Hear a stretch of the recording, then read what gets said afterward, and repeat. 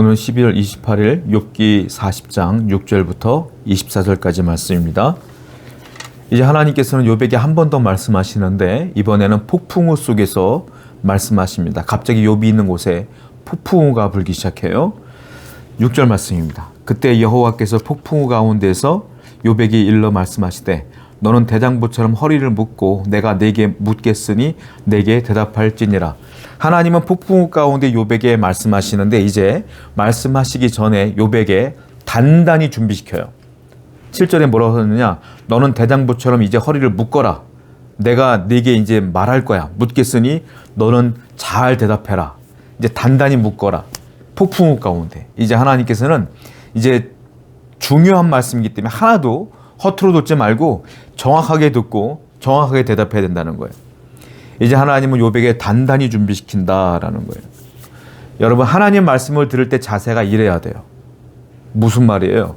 하나님의 말씀을 허투루 들을 수 없어요. 지금은 신약시대예요. 구약시대는 끝났고 신약시대야. 신약시대를 살고 있는 모든 성도님들은 하나님의 말씀을 듣는 건 무슨 당연하다는 듯이 생각해요. 뭐 혼자 묵상도 하고 성경이 있으니까 성경 읽고 설교 때 설교를 듣고, 그런데 대부분의 설교를 잘 듣지만 어떤 분들은 설교 시간에 졸기도 하고 뭐 딴 생각도 하기도 하고 그러죠. 그러니까 하나님 말씀 시간이 지겹기도 하고, 그러니까 대충 듣는 경우도 많아. 너무 잘못된 거예요. 원래 구약 시대에 하나님의 말씀을 듣는다? 이거는 목숨을 거는 일이에요, 사실. 죄가 있는 사람이 하나님 말씀을 들을 수가 없어요. 목숨을 걸고 듣는 거야, 하나님 말씀은. 근데 오늘날 많은 성도들은 하나님 말씀을 졸면서도 듣고 대충 듣고 내 맘대로 해석하고 엉뚱한 얘기하고 이러니까 문제라는 거예요. 욥에게 하나님 말씀하시기 전에 어떻게 합니까? 단단히 준비시킨다. 여러분도 하나님 말씀 예배 가운데 들려주는 그 설교를 듣기 전에 단단히 마음의 준비를 하셔야 돼요. 성경을 읽을 때 기도로 마음의 준비를 단단히 하시고 성경을 읽으셔야 돼요. 그냥 읽으시면 안 되는 거예요. 이번 주도 우리가 예배를 드릴 때 하나님 앞에 마음을 단단히 먹으시고 하나님 말씀을 잘 들으시는 여러분 되기를 축원드립니다. 말씀을 듣는 시간은 내 목숨을 거는 시간과 같다. 이런 마음으로 하나님 말씀을 잘 들으셔야 돼요. 또 8절부터 9절 말씀 읽어볼게요. 네가 네 공의를 부인하려느냐? 네 의를 세우려고 나를 악하다 하겠느냐? 네가 하나님처럼 능력이 있느냐? 하나님처럼 천둥소리를 내겠느냐? 무슨 말입니까? 욥이요, 자기가 의롭다고 계속 얘기했잖아요. 나는 죄가 없어. 나는 의로워. 그런데 내가 왜 이렇게 어려움을 당하는지, 왜 이렇게 벌을 받는지 모르겠어. 라고 얘기했잖아요. 그러니까 욥의 마음에도요, 이런 거예요. 죄인은 항상 하나님께 징계를 받고 벌을 받아. 의인은 복을 받아. 이런 상관관계를 늘 인지하고 있었던 거예요. 이거는 대부분의 사람들이 그래요. 그런데 하나님은 언제나 그렇게 일하지 않잖아요. 하나님의 일은 굉장히 복잡합니다. 인간이 상상할 수도 없어요. 그러니까 욥도 나는 의로운데 왜 벌이 내려와? 의로운데 왜 고통이 내려와? 이 말은 내가 의롭다는 걸 계속 강조하다 보니까 반대로 무슨 말이냐면 내가 의로운데 고통을 당하는 걸 보니 나는 의로우니 불의한 하나님이 나에게 계속 어려움을 주는 거 아니냐, 이런 뜻이에요. 욥은 그런 뜻으로 말한 건 아니겠지만 결국 결과는 그렇게 된다는 거예요. 그러니까 하나님께서 말씀하시는 거예요. 야, 네가 내 공의를 부인하려느냐? 야, 네 의를 세우려고 나를 악하다 하겠느냐? 지금까지 그랬다는 거예요. 네가 의로운데 내가 벌을 줬으니까 너는 내 말은 너는 의롭고 내는 악하다는 거 아니냐? 이렇게 말씀하시는 거예요. 사람들이요, 왜 자꾸 자기를 의롭다고 말하는지 아세요? 왜 이렇게 말하는지 아세요? 모든 판단의 기준이 누구예요? 나야, 나. 자기중심적인 사고를 하니까 이런 어리석음을 범하는 거예요. 하나님 중심의 사고를 하면 이렇지 않아요. 하나님 중심의 사고를 하잖아요. 아, 하나님이 이렇게 나에게 벌을 주고 어려움을 주는 건 여러 가지 이유가 있겠지. 먼저 내가 죄가 있던지. 아니, 지금 내가 보여지는 죄는 없지만 분명히 하나님만이 아는 무슨 죄가 있을 거야. 하나님 무슨 죄입니까? 라고 회개할 수 있어요. 그리고 또 다른 생각할 수 있어요.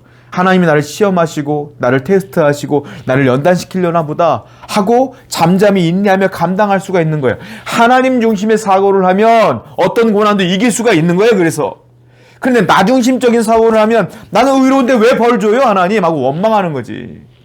욥이 그랬다는 거예요. 욥이 그렇게 말했기 때문에 하나님은 불의하다고 말하는 거 아니냐라고 하나님께서는 욥을 야단치고 있는 거예요. 지금 첫 번째 말씀하신 게 뭐냐, 욥을 야단치기 시작했다라는 거죠. 또 하나 생각해 봐야 될 게 있어요. 그러면 우리 신앙생활 할 때 반드시 기억해야 될 게 있습니까? 그게 뭡니까? 하나님이 나를 통치하신다, 이 개념을 아셔야 돼요. 여러분들이 어려움을 당하던 복을 받든지 간에 그 다 하나님이 통치하시는 거예요. 그걸 인지해야 된다. 그걸 알아야 된다는 거예요. 그렇지 않고, 자, 우리가 흔히 생각할 때 그래요. 신앙생활 할 때 하나님이 여러분들을 통치하십니다. 그러면 아무 생각 없이 아멘 그래요. 제가 이렇게 말할 때 여러분 다 그럴 거예요. 아멘. 이게 너무 당연한 거기 때문에 믿음의 영역이 아닌 거라고 착각할 수가 있어요. 이건 굳이 믿음을 가질 필요가 없고 당연한 거니까 뭐. 아니에요. 이것도 믿음의 영역입니다. 하나님이 나를 통치하십니다라고 굳건히 믿는 사람과 하나님이 나를 통치하십니다라고 하는 거 당연한 거지 뭐 하고 머리로 이해한 사람의 삶의 결과는 완전히 달라요. 하나님이 나를 통치하십니다라고 믿었던 사람들은 내가 좋은 일이 있든 나쁜 일이 있든지 간에 다 하나님이 통치하시는 거예요 라고 믿으며 이겨내지만, 그냥 머리로만 그냥 하나님 통치하십니다라고 이해했던 사람들은 어려움을 당할 때는 원망하고 좋은 일이 있을 때 또 좋아하고 또 어려운 일 당하면 또 원망하고, 이게 계속 반복되는 거예요. 여러분들은 어떻습니까? 자, 하나님이 여러분들을 통치한다는 사실을 분명히 믿으시는 여러분 되기를 축원드립니다. 자, 10절부터 14절까지 한번 볼게요. 너는 위엄과 존귀로 단장하며 영광과 영화를 입을지니라. 너의 넘치는 노를 비우고 교만한 자를 발견하여 모두 낮추되 모든 교만한 자를 발견하여 낮아지게 하며 악인을 그들의 처소에서 짓밟을지니라. 그들을 함께 진토에 묻고 그들의 얼굴에 싸서 은밀한 곳에 둘지니라. 그리하면 네 오른손이 너를 구원할 수 있다고 내가 인정하리라. 욥에게 뭐라고 말하냐면, 네가 그렇게 의롭다고 말하니까 자 해봐. 너는 의로워. 그러니까 네가 볼 때 교만하고 못된 사람들 있지? 네가 벌 한번 해봐라. 벌 한번 네가 한번 내려봐. 이렇게 말씀하시면서 뭐라고 말하냐면, 네 오른손이 그렇게 닿으면 네 오른손이 너를 구원할 수 있다고 내가 인정할게. 너 스스로 너가 구원할 수 있다고 내가 인정해줄게. 그걸 다 할 수 있다면. 여러분, 죄를 짓고 불의한 사람들이 있어요. 사람들이 다 벌할 수 있습니까? 죄를 지은 사람도 우리가 이제 법정에 세우더라도, 간신히 법정에 세워도요, 우리가 요구하고 원하는 그들에 맞는 죄에 대한 결과를, 합당한 판결을 받지 않잖아요. 그렇죠? 사람들을 여러분들이 다 정죄할 수 있어요? 이게 무슨 말이냐면, 욥, 네가 의롭다고? 아니야. 너는 무능력해, 이 말이에요. 무능력한 존재야. 이 땅의 모든 악을 제할 수 있는 건 나 여호와 하나뿐이 없는 거야, 이 말이에요. 그래요. 욥은 이 말을 듣고 얼마나 당황했겠어요. 내가 어떻게 이 악인들을 다 없앨 수 있겠습니까? 못해요, 못해. 그리고 그들이 악인지 선인지 자기가 어떻게 판단해? 항상 자기 앞에 올 때 웃으면서 오는데 그 속에 무슨 죄가 있는지 어떻게 알아? 사람이. 무능력함을 깨닫게 하시는 거예요. 여러분들이 누구를 정죄하고 누구를 판단해요? 할 수 없어요. 우리는 다 누가 하시는 거예요? 하나님이 하시는 거다. 하나님이. 기억하십시오. 우리는 하나님 앞에 철저히 무능력한 존재예요. 그렇기 때문에 어떤 일을 만나든지 간에 하나님께 기도함으로 물어야 되고 하나님의 도움을 요청해야 되는 겁니다. 이어서 계속 하나님 말씀하세요. 15절입니다. 이제 소같이 풀을 먹는 베헤못을 볼지어다. 내가 너를 지은 것 같이 그것도 내가 지었느니라. 그것의 힘은 허리에 있고 그 뚝심은 배의 힘줄에 있고 그것이 꼬리치는 것은 백향목이 흔들리는 것 같고 그 넓적다리 힘줄은 서로 얽혀 있으며 그 뼈는 녹관 같고 그 뼈대는 쇠막대 같으니 그것은 하나님이 만드신 것 중에 으뜸이라. 그것을 지으시니가 나의 칼을 가져오기를 바라노라. 베헤못이라는 동물은 정확히 무슨 동물인지 모르겠지만 학자들은 아마 공룡이 아닐까라는 얘기들을 해요. 하나님이 이 지구상에 만든 자연 중에 가장 큰 동물을 얘기하고 계시는 거예요. 베헤못. 너가 베헤못 만들었어? 이 말이에요. 내가 베헤못을 만들었어. 베헤못이 얼마나 힘이 세냐 하면 그 꼬리를 한번 치면 백향목이 흔들려. 네가 그걸 다스릴 수 있겠냐는 거예요.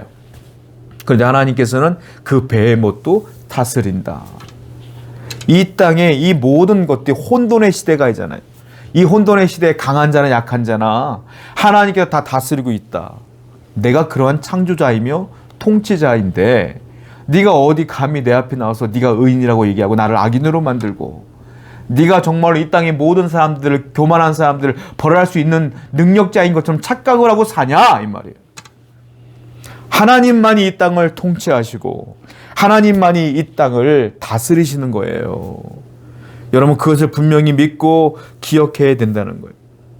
이걸 분명히 믿어야 우리가 하나님을 사랑하며 어떤 상황이든지 간에 일이 일비하지 아니하며 하나님을 붙들고 살 수 있지 않겠습니까? 우리가 이 땅을 살아가는데 하나님에 대한 할 수 있는 것은 아무것도 없어요.